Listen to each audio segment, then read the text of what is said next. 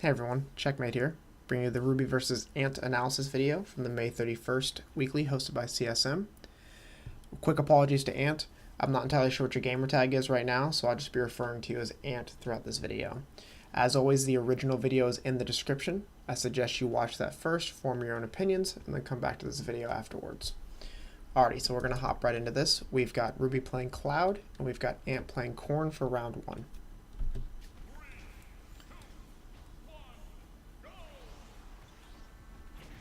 Alrighty, so both players starting off very aggressively. Looks like they're just basically feeling each other out at the moment. Rwby trying to get a little bit of limit in. Good grab punish right there on the extended neutral B. Alright, so right there, you see them both get stuck in shield, and that's pretty important because you're going to see them get stuck in shield a lot throughout this matchup, and you'll see how one side will punish, the other side will punish, or they'll just do nothing and reset the stage control, and where a lot of opportunities lie in the neutral, especially for these two players in this match, around just getting stuck in shield.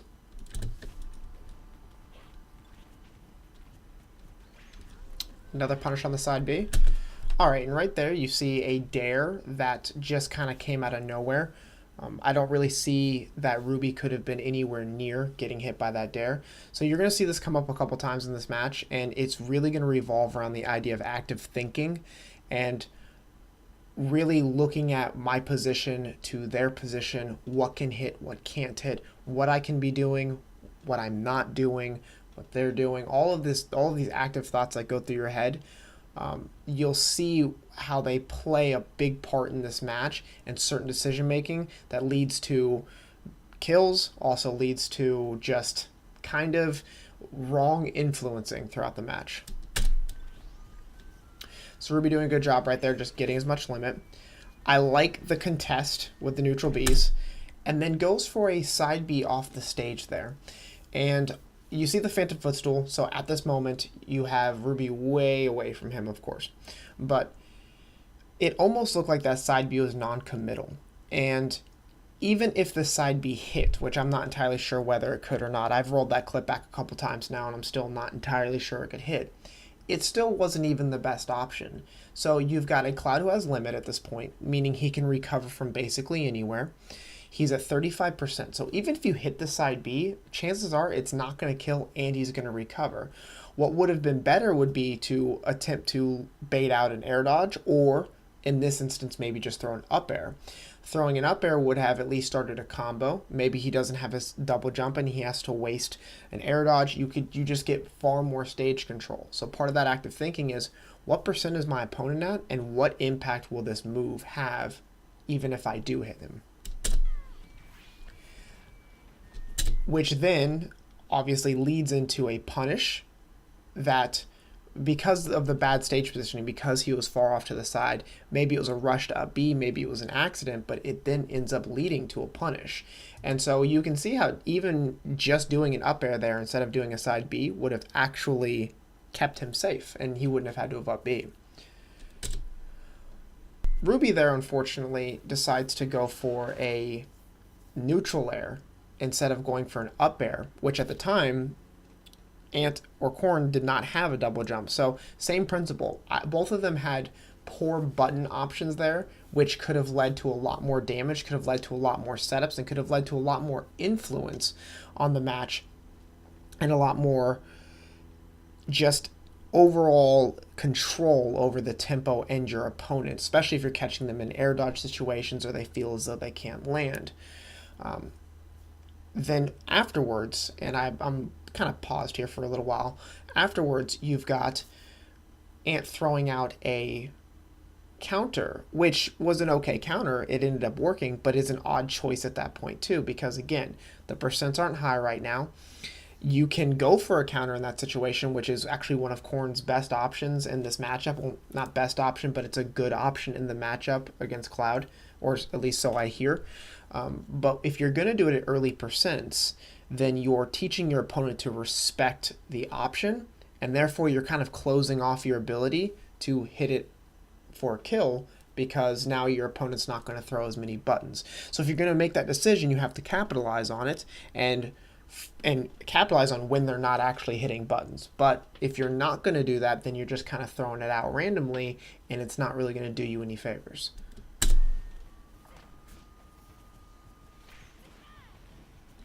And right there, you see another moment where they both get stuck in shield. First Rwby on his approach forward, which was good, but then Ant ends up sticking himself in shield and gets caught with a grab for it. Rwby goes for a down throw nair into side B combo. I know exactly what he's trying to do there. And it's an okay option, but you have to expect that most players are going to DI non-true combos. So it probably would have been better to throw Corn off the stage there and to set up a ledge situation instead of throwing them back onto the middle of the stage. These are the types of things that we have to think about when we control stage, when we control tempo, and when we also control the ledge. And right there, you've got an interesting counter that comes out that doesn't really net anything. Even if the counter hit after the air dodge, you would still have very limited pushback, wouldn't really set anything up, and also just is not the option when you could be doing a different option, like getting to the ground faster to punish the bad landing by Cloud, or throwing an up air if Cloud was closer to you, those types of things. So I'm repeating myself on the active thinking thing, but it's kind of a big deal. And we're moved up a level in skill in this matchup. So there's a lot going on very quickly. So these little microtransactions really play a big part. And you'll see that even after this counter, Rwby doesn't really get a strong punish off of it where he has the opportunity to, whether it's a down tilt, even a forward tilt. And that leads into a ledge position, which he could have been in prior to that. So all of these things play these big parts in these small microtransactions.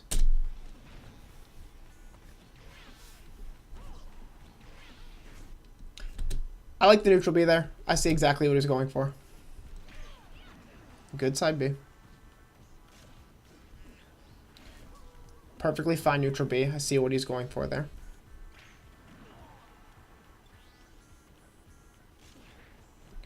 Going for some different ledge options there, not bad. So right there we have another dare. This time a little bit better. It was definitely closer and had some potential to catch something. At that max range of the dare, though, would not have been able to connect the side B even if it hit. But then you see a good shield, bad forward tilt by Rwby there because he wasn't able to actually hit it, but then no punish at all, just a rollback. And that's part of the punish game that both the players need to work on here, which is knowing what's going to hit and what you can actually capitalize on. And that would have made a big difference in this match. Because shortly after, as we see, Rwby ends up getting a back air, which leads to an up air, which leads to the kill. So had he not been in that position, had he been over on the other side of the stage because he got side B punished, we wouldn't be in this situation, of course. The second stock starts off with some really good movement by Rwby, getting, wearing the invincibility out while also having limit up, so he's a little bit faster. So definitely like that. And right there, that's one of those situations where you have the right option with that forward smash, but you're charging it, so it becomes just too telegraphed. And that right there is another example of wanting something and then wanting it too much. And I'm saying another example, but this is something that you'll see in the second round of these two players, is that if you miss an option, your best bet is not to force the option afterwards, because now your opponent knows what option you're looking for. So it was obvious that you didn't want that dash attack, but you can't turn around and try to swing again because now your opponent's ready for it. So just got to think about that.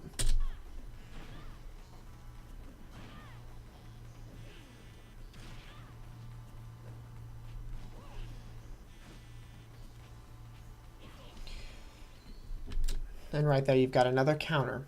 And in both of these situations, and in fact, in this whole stock, Ant has managed to get down tilts into up airs at least once.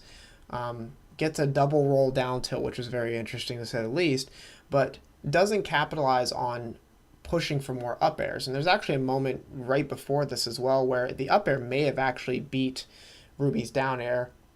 on the right side of the stage, but he doesn't go for it, and then chooses to go for a counter instead of going for another up air, which now Rwby is ready for because he's already seen it a couple times. Good safe side B there. Rwby doing a good job at just charging limit. No problems with Ant letting him charge the limit. He can't really do anything out there anyways because he's at a high percent. Both players get stuck in shield, but he does get a grab off of it.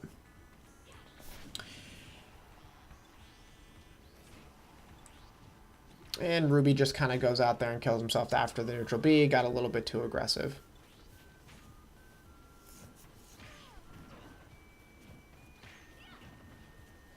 And you'll notice right in that whole stock right there, at the whole exchange at the beginning, it almost seems like even at 91%, which isn't that much percent, Ant is just afraid to challenge in the air, which leads him to have his shield that low, which applies pressure to him, but it also is a statement for how little he actually went into the air to create air dodge situations or to punish bad options by Rwby. So there's no influence, and Rwby doesn't have to be scared of any of your options, any of your juggles, or anything to that effect.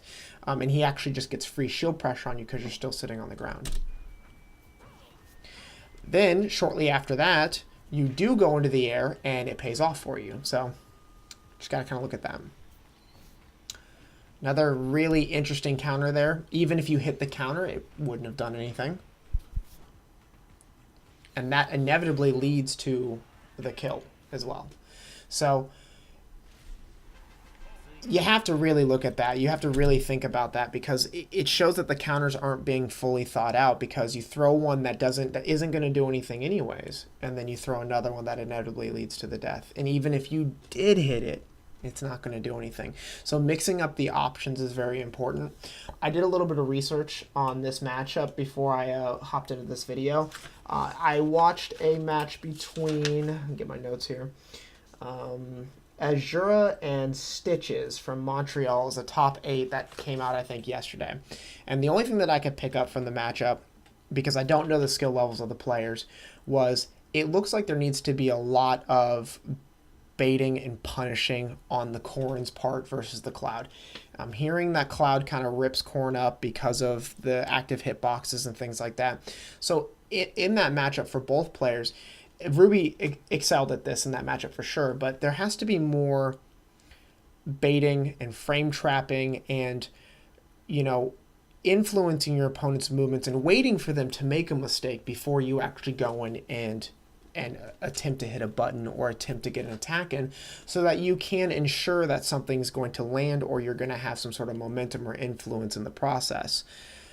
And you're going to see how that changes in the second round, which is we've got a character switch. We've got Ant going to Lucina, where Rwby essentially throughout the entire match plays very runaway heavy, very limit charging heavy, and he punishes a bunch of bad mistakes by Ant.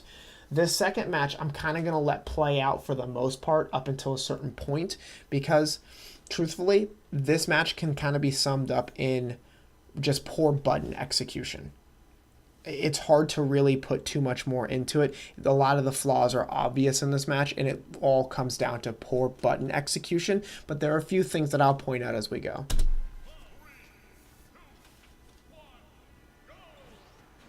And so, like I said, Rwby doing this whole runaway tactic at the start, getting some good damage, just kind of forcing the entry there, and Ant is playing aggressively and kind of just running straight into it, and also not challenging him in the air.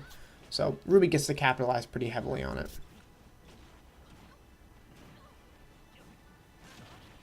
That was a smart up B. And a combo finisher.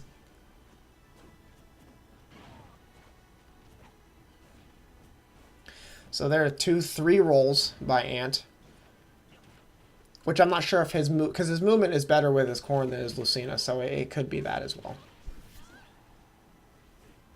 But this is really for his purpose of just kind of seeing it, you know. Another roll there, even though Rwby's stuck in shield, so doesn't really get anything off of it, and then also decides to let Rwby just attack a shield again and doesn't really challenge him in the air. We see that counter right there come out. We see the counter behavior coming from Corrin. And then the kill is just based on bad button execution, like I said.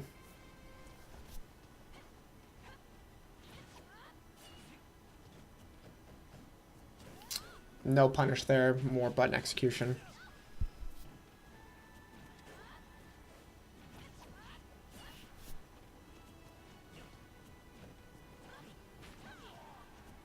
So that actually is a really good kill. Goes off there and just goes out there and stops him from being able to recover, catches his jump. So right now he's actually in a formidable position to succeed, but the same fundamentals that had him racked up in percent in the first stock kind of come back to haunt him here. I like the patience there a lot. The patience there is very nice.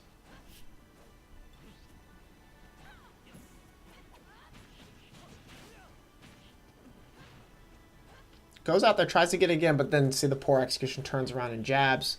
Goes for a forward smash. And then around here, you're going to see 2 rollbacks after getting some decent shield pressure. So this is really what this match boils down to. That's why I'm not saying too much more on it. It's just a lot of... It just looks like a lot of almost mental pressure on Ant's part in his head from the previous game. Not committing to the side B there, so misses it. And then just a neutral B. Rwby just kind of throwing it out there. He's got a percent lead, and it looks like he has all the momentum. So really, when I look at it, when I look at both these matches, and there's a lot going on in these matches. So really, when I look at these matches, if I had to boil them down and to wrap them up, my notes here. There's a lot of aggression coming from both players in their movement, a lot of button movement, a lot of button pressing too, in the neutral. And there's not a lot of kind of thought process around what their opponent is doing. So there's no reading and reacting. It's almost all reaction. There's no testing, baiting, or influencing. It's just a lot of, let me see if I can react to this. And when you rely on reaction times, oftentimes that's when button execution starts to waver, because you're trying to act on a split second, and that's when you can't foresee the future or what your best options could be in the moment. There was basically no grasp of each other's intentions in the match. It looked like there's some limited matchup knowledge as well on Ant's side of the match, and even possibly Rwby's side of the match as well, because Rwby just kind of relied on Cloud's ability to do Cloud things in that match, which is perfectly fine. And then, yeah, there's a limited amount of mix-up and things in that matchup as well. So what I would take away from these matches is just try to analyze your matchup before you go into it, and think about how you can start baiting and punishing bad options, and how you can influence your opponent to make said options.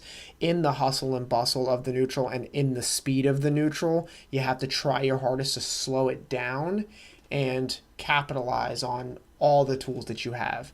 So, you know, more catching people in the air with back air by Corrin, or more down tilting, easy down tilt situations from Cloud or Corrin, maybe going for more juggles, or just trying to utilize all of your tools in the matchup and not just select tools. So that's what I got. Let me know if there's anything that I missed. This one pushed my brain pretty heavily because there's not as many obvious, like, impactful corrections that can be made in the match besides a lot of the deeper mental stuff. So if you saw something that I didn't see, please let me know. And if not, just try to really absorb the subtleties as you watch the match or as you watch the analysis, because that's really what defines Smash 4 and Smash 4 at a higher level, is all of these subtle microtransactions that get boiled down to proper execution 100% of the time. So that's my opinion on it, though. So let me know. Thanks.